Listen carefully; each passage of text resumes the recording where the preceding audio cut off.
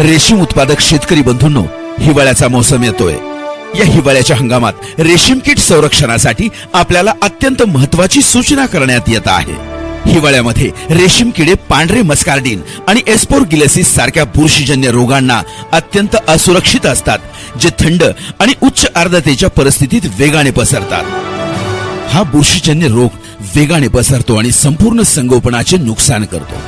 एकदा ते सुरू झाले की थांबवणे कठीण आहे।